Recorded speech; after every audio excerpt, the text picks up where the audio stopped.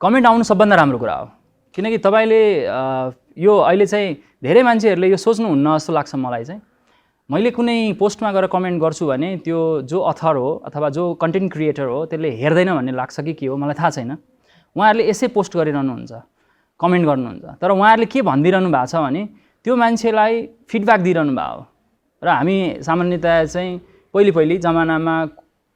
पँधेराको गफ भन्थ्यौँ या भनौँ अर्काको कुरा काट्ने भन्थ्यौँ या गसिप्स भन्छौँ होइन कर्पोरेट कल्चरमा